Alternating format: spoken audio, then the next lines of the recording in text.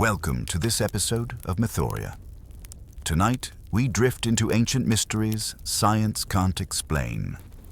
Boring history for sleep. As you lie back and let your body grow heavy, imagine the world not as it is, but as it was. Full of silent monuments, forgotten maps, and questions that echo through time. The night holds you gently, and with it comes the weight of wonder. Why do certain places endure, standing beyond explanation? Why do some voices from the past remain hidden, just beyond our reach? These mysteries do not ask for answers. They only invite you to rest beside them like companions in the quiet. Let the rhythm of history slow your breathing, and let curiosity soften into calm. The story is not here to solve, but simply to soothe. Now let us begin. Ancient mysteries science can't explain. Boring history for sleep. Ancient mysteries. Science can't explain whispers in stone. You rest your mind upon the oldest monuments where silent stones rise against the sky. Their weight and presence carry questions that time has never answered. Who placed them, and why do they still hold such quiet power? You close your eyes, and the weight of history presses softly against your heart. Before you, the world grows quiet, and the stones begin to speak. Not with voices, but with presence. These ancient monoliths, raised by hands long vanished, stand like guardians of forgotten time. Their surfaces are weathered, scarred by wind, rain, and the patience of centuries, yet they remain immovable, eternal. You feel them not as objects, but as beings. Beings who have witnessed the rise and fall of empires, who hold within their silence the secrets of how and why they came to stand. You drift first to Stonehenge, where great circles of stone mark the English countryside. The pillars rise in symmetry, each weighing tons, carried from quarries far away. How could hands without machines move them across rivers and valleys? As you breathe slowly, you sense the mystery, not of stone alone, but of devotion. These people carried their faith, their skyward longing in every boulder placed upon the earth. Some say it was an observatory of the stars, a calendar carved from stone. Others whisper of rituals where people gathered to greet the sun as it rose between the arches. You wonder, was it built for gods, for spirits, or simply to give human hearts something larger than themselves to believe in?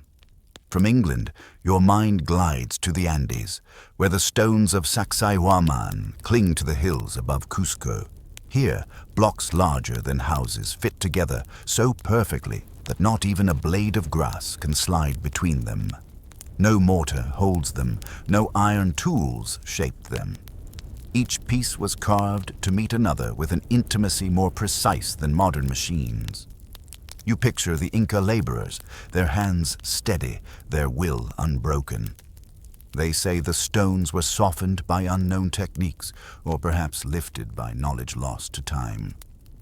The air grows thin at that altitude, and you imagine yourself walking slowly among those massive walls, your footsteps soft against the worn earth.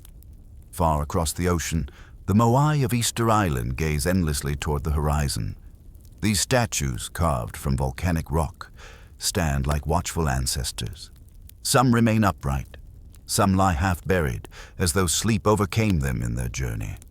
Who were they meant to honor? Chiefs, gods, the spirits of those who came before. The islanders carried them miles across rugged land, though each figure weighs more than 100 men. Legends say they walked to their resting places, guided by chants and ritual power. Was it faith that moved them, or skill hidden beneath myth? Then you drift toward the Egyptian desert, where pyramids pierce the sky like mountains made by hands. Each stone weighs tons, yet together they rise with perfect geometry.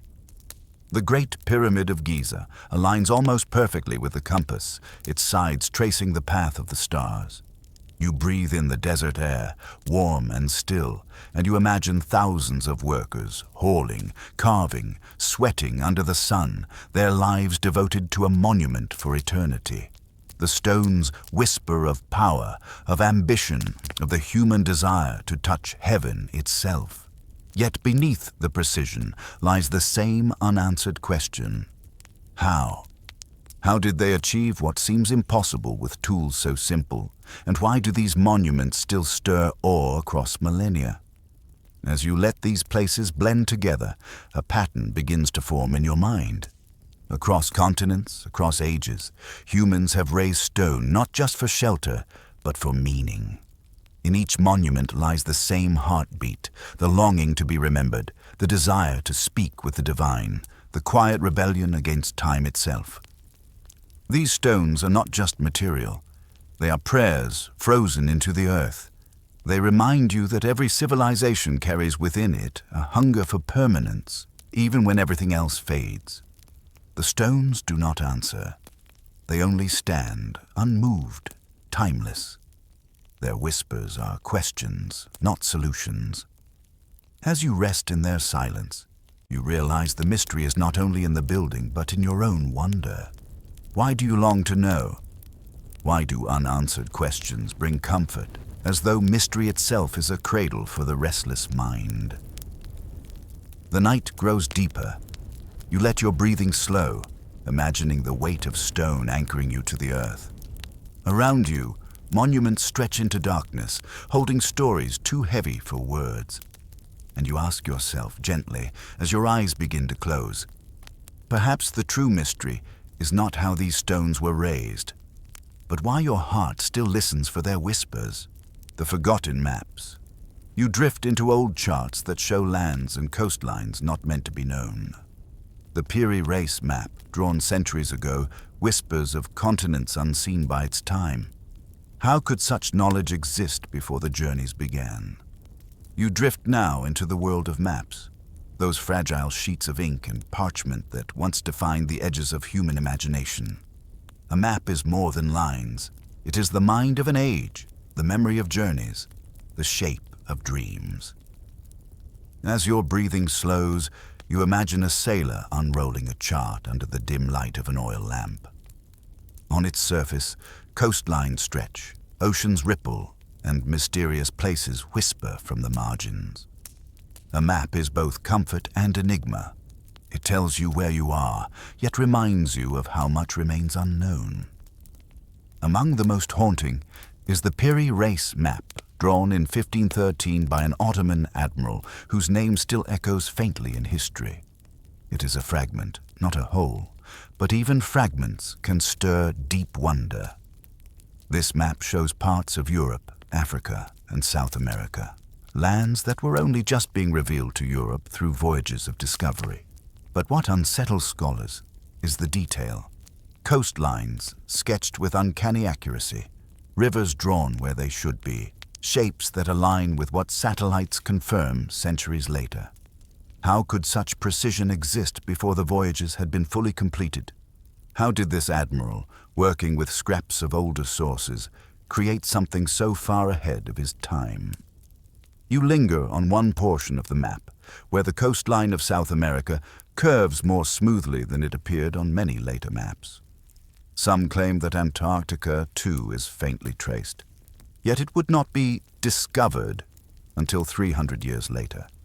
And even then, the map seems to show it free of ice, its outline bare and visible. Was this coincidence, imagination, or a memory passed down from older, forgotten charts? The thought carries you gently, like a tide, into the mystery of knowledge lost. Consider the sailors of long ago, guided not by compasses as we know them, but by stars, waves, and instinct. Imagine them sailing into horizons that seemed endless, returning with stories of new lands, strange animals, and coastlines no one had seen before. Some maps, perhaps, were drawn from these voices. Traders from Africa, seafarers from Polynesia, ancient navigators whose names are no longer remembered. Did the knowledge of forgotten explorers, slip quietly into the hands of map-makers like Piri Reis, who then preserved a glimpse of what the world once knew. Your mind drifts further back to other maps that carry similar whispers. The Tabula Rogeriana, drawn in the 12th century by Al-Idrisi, mapped continents with remarkable scope. The Vinland map, though disputed, hints that Norse explorers reached America long before Columbus. Each piece is like a shard of broken glass. Imperfect, incomplete, yet reflecting a truth larger than itself. You begin to realize that maps are not only about geography, they're about memory, stitched together across generations, each stroke of ink a thread between the known and the unknown. As you imagine these maps, you feel a rhythm in your chest, like the tide against the shore. A map comforts you with boundaries, yet unsettles you with its mysteries. It tells you what humans once believed, what they feared, what they hoped. To trace a line on a map is to carve a path through the unknown, a promise that the world can be understood. And yet, these forgotten maps remind you, the world is always more vast than the paper can hold. The oil lamp fades, the sailor rolls the parchment away. But in your heart, the questions linger like stars above the ocean. How much knowledge has been lost, hidden in the folds of time? How many maps have burned, crumbled, or sunk beneath waves, carrying secrets we may never see again? As you drift towards sleep, the maps blur, their coastlines dissolving like clouds at dawn. You let the mystery rest gently beside you, a reminder that even in silence, the world is wider than your dreams. And perhaps, in that quiet, you ask yourself, do maps reveal the world, or only the edges of what we are ready to see? The lines that never fade. You picture yourself floating over vast deserts, where the Nazca lines stretch like patterns only the heavens can read. Shapes of animals, spirals, and wings carved into Earth's skin. Who was meant to see them, gods, spirits, or the sky itself? You rise gently in your mind, as if lifted by the soft wind of the desert. Below you, the dry earth stretches endlessly, pale and ancient, a canvas written upon by hands long gone. Then, as though revealed by the hush of twilight, you see them, lines carved into the soil, impossibly vast and impossibly precise.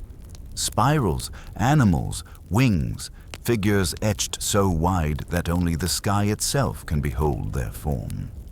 These are the Nazca lines, drawn into the desert of southern Peru more than 1,000 years ago, yet still resting upon the land like whispers that never fade. You imagine the people of Nazca, bending low over the earth, clearing away dark stones to reveal the pale sand beneath. Step by step, line by line, they stretched their designs across miles of barren land. There were no machines, no vantage points, no satellites to guide them, only human vision, patience, and devotion. A hummingbird spreads its delicate wings, a monkey curls its spiraled tail, a condor stretches across the desert floor. You feel the rhythm of their work, not hurried, but calm, as though each gesture was a prayer written upon the earth. And yet a question lingers. Who were they writing for? The designs are so large that no human standing on the ground could see them clearly. To witness their full beauty, one must float high above, as you now do in your drifting mind. Were they drawn for gods in the sky? For spirits who could look down from the heavens? Or were they messages for the desert itself, carved in silence to echo into eternity? As you breathe slowly, you remember the theories that scholars whisper. Some say the lines were part of rituals for water, prayers etched into dry soil, calling the heavens to bless the parched earth with rain. Others believe they were pathways for processions where people walked carefully in ritual, step by step, weaving meaning into movement. A few, more bold, imagined they were messages for those beyond the stars. And still, the lines lie in silence, refusing to answer, offering only their presence. Your mind drifts over the sheer scale of the desert plain. Hundreds of figures, thousands of lines, each one etched into the soil with such clarity that they remain visible after centuries of storms and time. The desert has preserved them, the dry air holding the drawings as though in a cradle.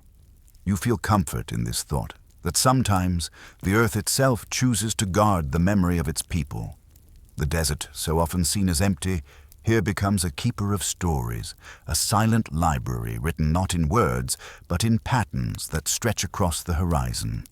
You picture yourself walking one of the lines, your feet following the path of a spiral that curls like eternity itself. The air is still. The silence is heavy, yet soothing. Around you there is no sound but your own breath. You feel small beneath the vast sky, yet somehow part of something greater. These lines, etched by hands you will never know, still welcome your presence, still remind you that even the simplest act, a cleared stone, a patient gesture, can echo across 1,000 years. And as your steps continue, you realize that the mystery is not only in the lines themselves, but in the act of creation. Why do humans carve their longing into earth and stone, knowing they may never see the full picture? Why do we reach beyond our own sight, hoping that someone or something will one day understand? The desert darkens. Stars appear above, echoing the lines below. Earth and sky reflect one another, patterns above and patterns below, as if both realms whisper the same language. And as you rest your head, breathing softly, you wonder, were the Nazca lines drawn for the gods, or simply to remind us that some mysteries are meant to remain? Lines that never fade, not from the earth, and not from the quiet places of the human heart. Lost knowledge beneath the sea. Your thoughts sink into the waves, where cities rest hidden beneath the ocean floor. Tales of Atlantis, Yonaguni, and ruins that blur myth and memory. Do these waters protect forgotten histories, or only mirrors of human longing? You drift now into the sound of water. Waves lap gently against unseen shores, a rhythm older than memory. The sea, vast and endless, holds within its depths not only life but also silence. Silence heavy with forgotten worlds. As your breath slows, you imagine the ocean not only as a cradle of life, but as a vault of history. Beneath its shifting surface, entire cities may rest, their walls softened by currents, their voices muted by salt and sand. The sea, in its patience, has swallowed more stories than any library could hold. Your thoughts first wander to Atlantis, the most famous of these lost tales. Described by Plato more than 2,000 years ago, it was said to be a mighty island, rich in knowledge and power, that fell beneath the waves in a single day and night of misfortune. Was it a memory of a real city, struck down by flood or quake? Or was it a parable, a story meant to warn of arrogance and pride? Atlantis drifts between myth and history, yet its image endures. Shining temples, busy harbors, knowledge beyond its age. Whether it existed or not, the longing for such a lost world speaks to something deep within you, the wish that greatness, once found, could last forever. From myth, you move to places that are real, where ruins lie visible beneath the water's skin. Off the coast of Japan lies Yonaguni, a submerged structure discovered in the 1980s. Its steps and terraces seem carved by deliberate hands, descending into the sea like a sunken temple.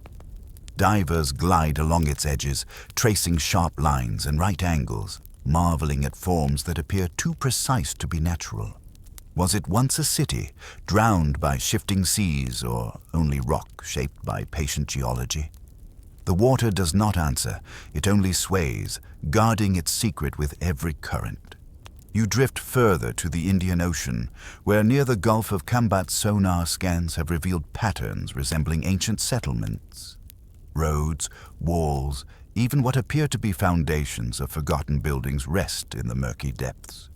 If they are truly human-made, they would predate known civilizations of the region, rewriting the timeline of history. Yet the sea, in its restless shifting, makes excavation difficult.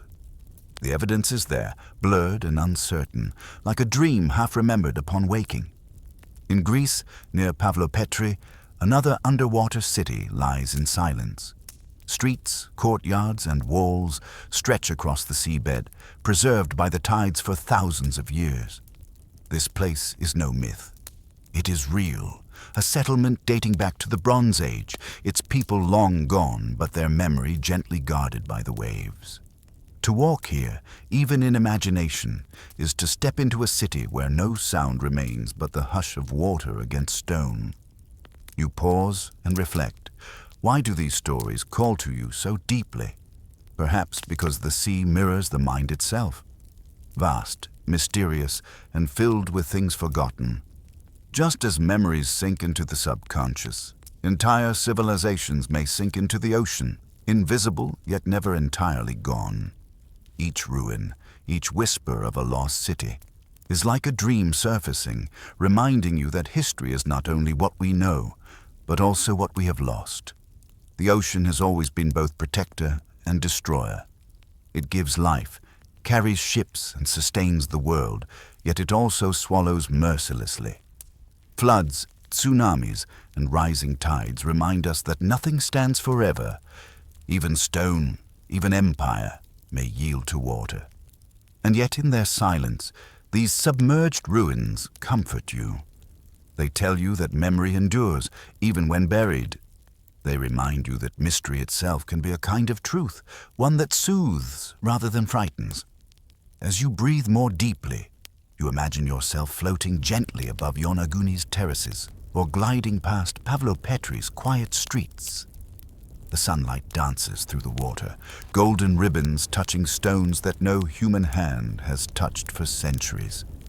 You feel the weight of time, yet it is not heavy. It is calming, like the embrace of the sea itself. And as your eyelids grow heavier, you wonder softly, are these ruins fragments of forgotten civilizations, or simply mirrors of our longing for what cannot last?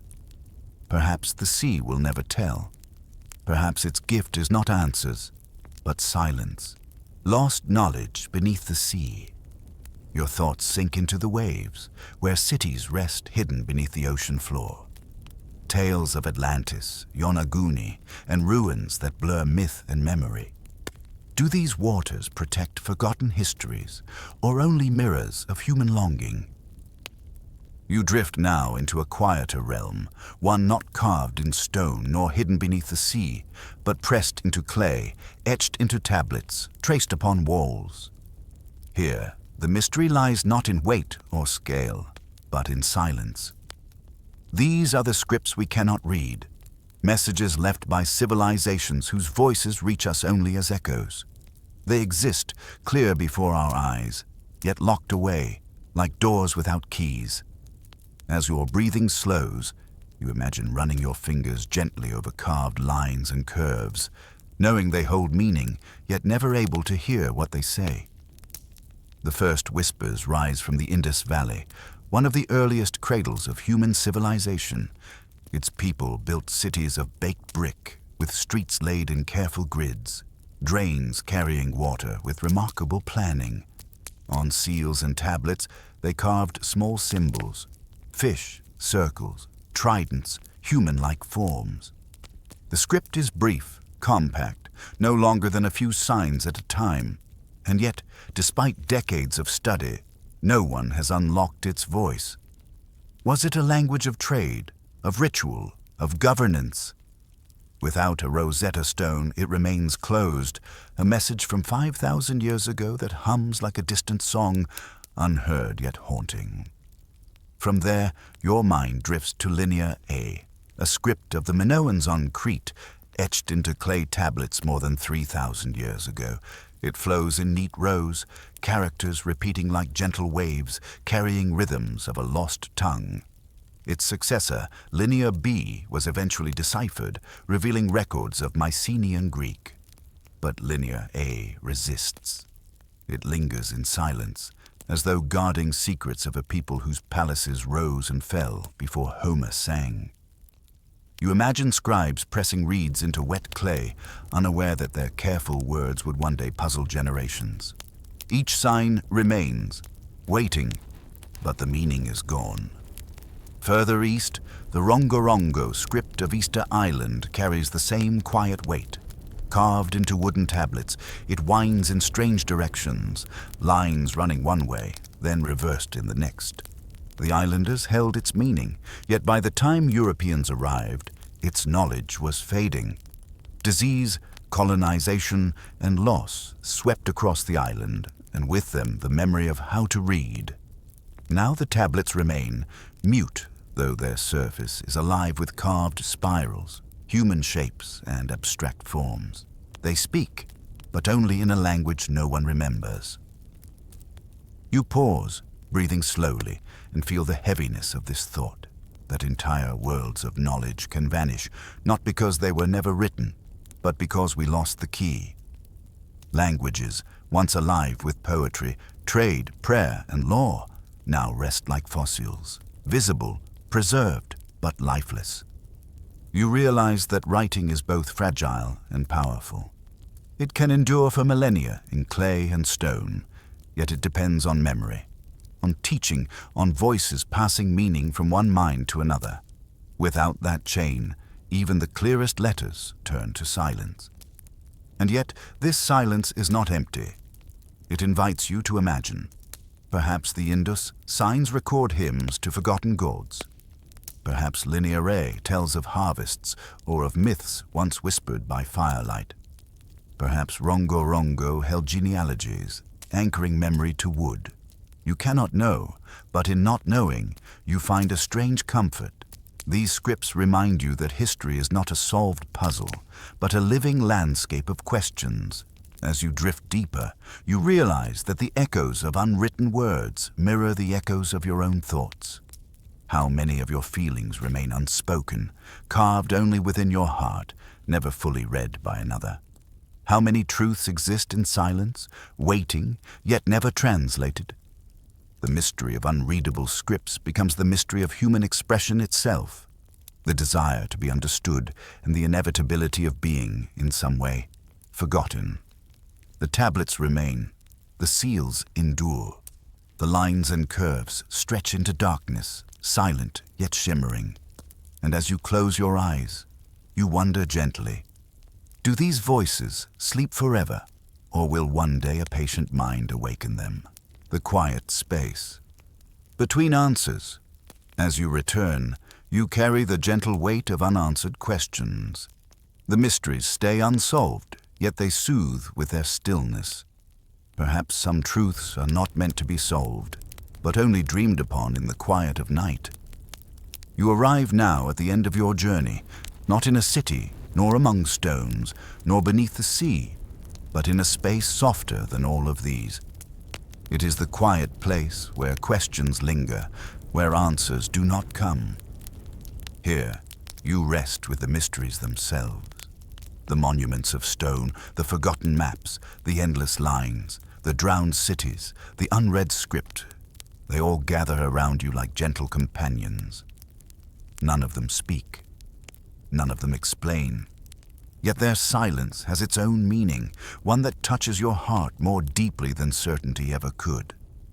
You breathe slowly, letting your mind return to all you have seen. Stonehenge rising in the morning mist, the Piri Reis map, its coastlines drawn with impossible knowledge, the Nazca hummingbird etched forever into the desert floor, the terraces of Yonaguni resting under the sea, the tablets of the Indus Valley whispering through symbols no one can read. Each is a fragment, a piece of history's unfinished song. Together they form not a complete story, but a gentle rhythm, a reminder that not everything is meant to be solved. Perhaps you think mystery itself is a kind of gift. To live with questions is to live awake, to walk with wonder. Answers may bring closure, but questions bring depth. They open your imagination, invite you to listen, and remind you that your place in the world is not to know everything, but to dwell humbly within it. In the same way the stars shine more brightly because the night is dark. Mysteries shine because they are unsolved. Your breath slows as you realize. Every culture before you also lived with mystery. The builders of pyramids, the map makers of old, the desert artists, the sailors, the scribes, they all wondered too. They lived without full knowledge, without certainty, yet they still carved, built, wrote, and dreamed. Their unanswered questions did not stop them from leaving beauty behind. Perhaps the meaning lies not in the solutions they lacked, but in the faith that mystery was still worth honoring. You sit quietly within this thought, as though cradled in a vast silence. Around you, time stretches without end. The stones are still standing, the sea is still whispering, the lines are still carved into earth's skin. The tablets still wait. Nothing has been resolved, yet everything is present. The mysteries endure, like companions walking beside you in the dusk. Their lack of clarity becomes soothing, like waves repeating against the shore, like wind moving through grass. And then you turn inward. What mysteries live within you? The feelings you cannot name, the longings you cannot explain, the memories blurred by time. Just as civilizations left questions carved into the earth, so too does your heart carry questions carved into its walls. To accept them is not to give up, but to rest. You realize that you too are part of the same rhythm, the human rhythm of asking, wondering, and allowing some truths to remain unnamed. The night deepens. Your body grows heavier, sinking into rest. The unanswered questions settle around you like a blanket. They do not need to be solved tonight. They only need to be held gently, the way you hold sleep. And as your eyes begin to close, you feel the comfort of this final thought. Perhaps history's greatest mysteries are not failures of knowledge, but invitations. Invitations to pause, to wonder, and to surrender to the quiet space between answers. Resting with the unknown, the journey now slows, like a river easing into still waters.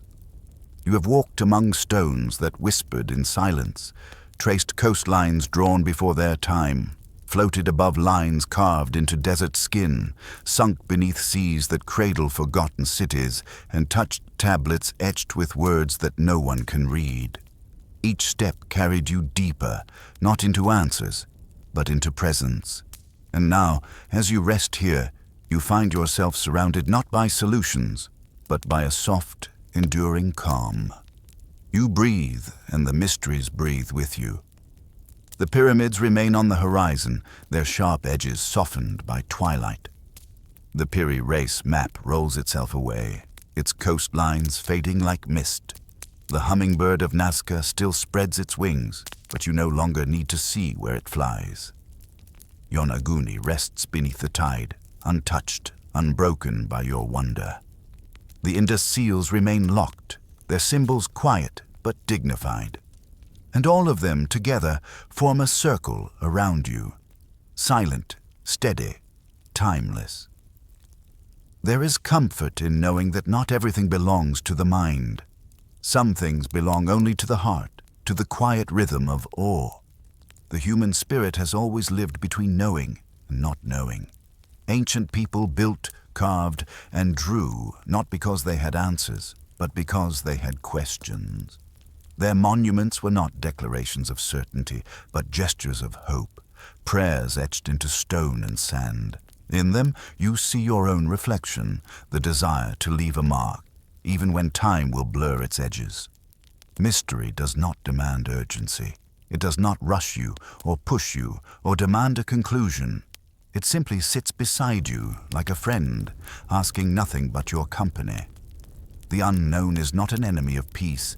It is the very shape of peace itself. It reminds you that you do not need to hold everything in your grasp. That life, like history, is not a puzzle to be solved, but a song to be listened to, even when its words are unfamiliar. Your eyelids grow heavier. You feel the weight of centuries, yet it is not burdensome. It is the weight of blankets drawn over you, the embrace of time itself.